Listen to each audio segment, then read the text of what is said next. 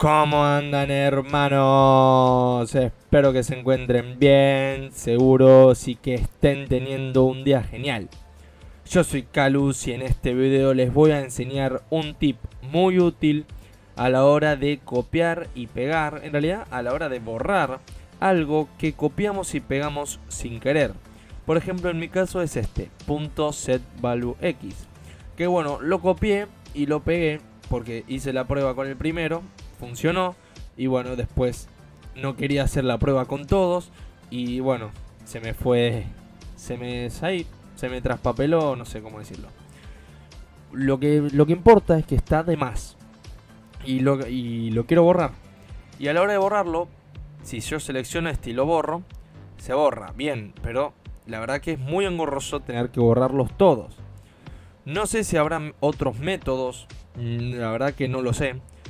Estuve buscando en YouTube y no encontré ninguno, así que me puse acá a investigar algún comando y me di cuenta que existe el control F. Bueno, no me di cuenta, ya todo el mundo sabe que existe el control F y que te sirve para buscar. Pero bueno, el control F nos va a servir en este caso. Primero seleccionamos lo que queremos borrar, vemos que selecciona todo lo que queremos borrar en rojo. Ahora la máquina no sabe que lo queremos borrar, pero la máquina nos permite reemplazarlo. Nos permite reemplazarlo por lo que nosotros querramos. Por ejemplo, si yo pongo un 1 y le doy enter, vemos que el primer setValue en X, o sea la palabra que nosotros le dijimos, la va a reemplazar por un 1. Buenísimo. Pero no es lo que nosotros queremos. No es lo que nosotros queremos. Nosotros queremos que borre. Entonces directamente en el reemplazar no ponemos nada y presionamos enter.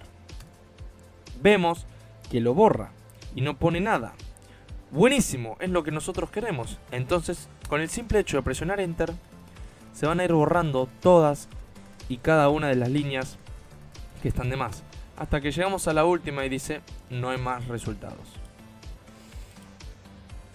Así que bueno, gente, es un tip muy útil, espero que les sirva. La verdad que si hay otra forma me gustaría saberla, espero que la escriban en los comentarios.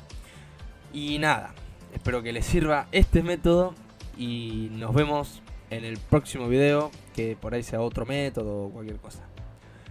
Muchas gracias y hasta luego. Adiós.